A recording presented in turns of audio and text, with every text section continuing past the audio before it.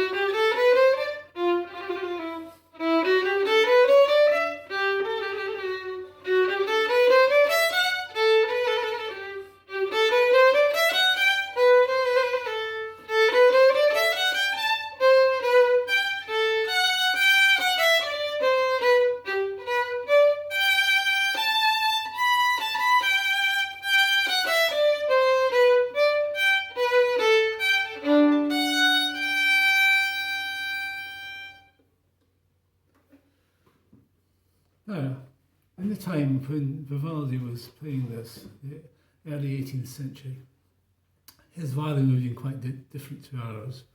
His strings would have been pure gut. These are wound gut on my violin. His fingerboard would have been shorter. his neck would have been shorter. The neck on the violin would have been shorter. He would also have been using a slightly different sort of bow. If you look at this bow, you'll see it's a funny shape and it's not got any pearl there. And there's what's called a swan head on it. Now I'll pick up a modern bow. And that's the head that you're used to. And this is the sort of frog that you're used to, like that. And you can see it's got some pearl there and a metal piece called a ferrule and a button on the end. It's all quite fancy. They were rather plainer in Vivaldi's time. Okay. Also, he wouldn't have had a chin rest. Now this limits the player a bit because it makes it difficult to come down from a higher position. So he would probably have played practically all of the piece in first position if he could. And we'll go through the piece now, looking at the sort of dynamics. He probably didn't write many dynamics in because the players at the time didn't have pencils. And they tended to follow the pitch of the notes. As the notes got higher, they got louder, and as the notes got lower, they would relax a bit. Also, depending upon how the notes are written, would depend the length of the note. Now, they didn't always follow the rules. They broke them and they got bored with them. But just as a sort of rule, if you look at the first 4 notes, they're moving by step. And those would have been longer. But with a bow like this, it's very hard to be very smooth. So they would be articulated a little bit. The last 4 bars at bar, the last 4 notes in the first bar are moving by leap. And those would have been shorter. And they would have followed that sort of convention most of the way through. Be very nervous. In bar number 3, we have fourths here. Fourths are very difficult to get in tune. You might want to practice them by playing an open A string while you're playing on the E string and playing very, very quietly and just listening to make sure you can hear exactly where the first finger and fourth finger should be. It's very difficult to do. And we have a piano in bar 4. The upbeat to bar 4 is piano. And this is what's called an echo, and this was very standard practice in Baroque times. You would play a passage and then play a quiet version called an echo. And then we come charging in the upbeat to bar 5, which is 40. But I would suggest that you don't charge in too loudly because you really want to build the phrase as it gets higher, get louder and louder and more excited. So you get to the top of the phrase in bar number 6, we have that top D, and then relax. And then we have a trill at the end of the bar. Now, different courts in Europe played things differently at the time, so there's no rights or wrongs. You have an F sharp and then a trill on E and F sharp, and I would suggest that you don't begin the trill with F sharp. I would begin the trill actually with a D, which was recommended in quite a few manuals of the time. So you play D, then the trill, E and F sharp. And it's a bit more stylish like that. So a little decoration you can put it. So the next bar, bar number 7, contrary to your intuition, I would play the second note with a little emphasis on it, and it will sound more rhythmic. So just lean into that second note. And then as the scale goes up, get a little bit louder. And when you get to the top of the scale, then relax on the next notes. And the same with each one of those figures. They're all very similar. Start the scale a little bit with an emphasis, get louder, and then relax. Bar number 12 is where the solo is. Now, the group would have comprised a few string players and one player standing out in front, the soloist. And when you get to the solo, the other players play something less interesting, and you have to try and make your violin come out beyond the group. And the way to do that, I would suggest, is to think about where you're playing in relation to the bridge. The tutti might come down here, that's the other players, and you might want to come out this way to make your violin sound more brilliant. It would have been played in a Baroque church in Venice, where he was in charge of the Pietà, teaching the violin. And you really want to make that brilliant Baroque sound. The people in the pews at the back need to hear your violin. Now, we have this alternate piano in 40 in bars 13 and 14. I don't believe the copy here. I would begin the piano on the first semiquaver in the bar and the 40 the same. First semiquaver of the bar. I think it's very unlikely that any player would have waited till the second semiquaver. And the convention follows in bar 15, and you might want to relax towards the end of bar 15 and then play the next bar 16 and 17 as you did at the beginning. And so we go on till we get to an echo in bar 21, which is piano halfway through. Now, you'll notice a lot of the things happen on the third beat of the bar, which makes me suspicious that Antonio Vivaldi wrote this without any bar lines. I might be wrong there, though. And bar 82, the solo again on the third beat, 40.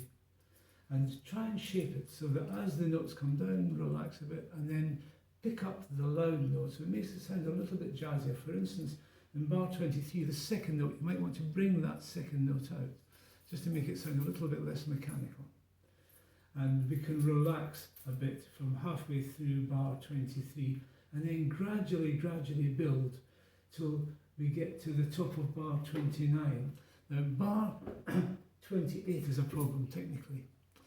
We have to jump into third position halfway through the bar, and your left thumb will tend to get stuck and you won't be able to move quickly enough. And I'm just going to show you a little technique to practice that. I'm going to play that bar like this. Now I'm going to slur in an open E and then go across to the first finger.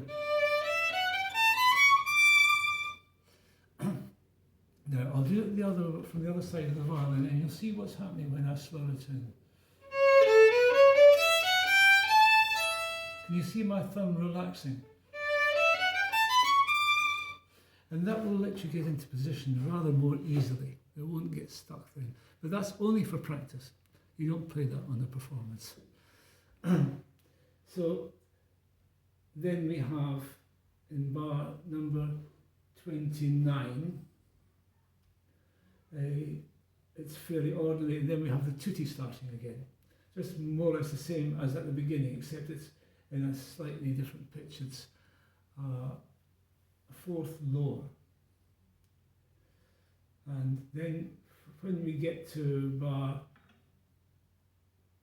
the upbeat to bar 33 is going to be piano. That's the echo again. And then I wouldn't start the upbeat to bar 34 as 40. I'd make it mezzo 40 so that we can build through the next two bars till we get to a climax at bar 36. And we can make it more exciting then, and we can relax again. So when the solo starts, third beat of bar 37, we can just make a brilliant sound.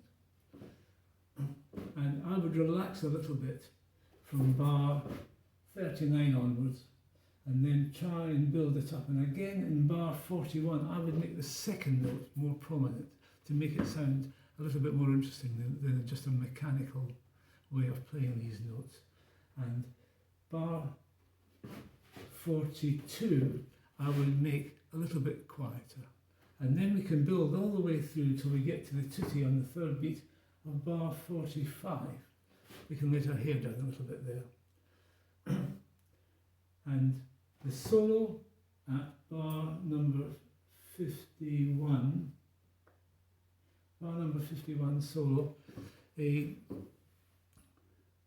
can play a little bit less there because we can build this passage as we go towards the tutti in bar 55. And then again, stress the first note of the scale a little bit and do a crescendo up the scale and then relax. And then bar number 61, we can play those notes short, the first four notes short, then two notes long, and then the next notes are long, and then short in the penultimate bar. And in the penultimate bar, the fourth note might well be long, and then the eighth note might be long as well, to follow the convention. Now, I'm using a pre-recorded piano part here, so it's, for my taste, going a little bit too fast. It's a bit hectic, And you'll see there's a metronome marking at the beginning of this piece, but Vivaldi didn't have a metronome. They weren't invented till about 100 years later. So I would just ignore the metronome mark. Play it as stylishly as you can, and just try and be inventive and creative in your approach to it. You'll find you get very big rewards from that. Okay, so here comes a performance with the piano.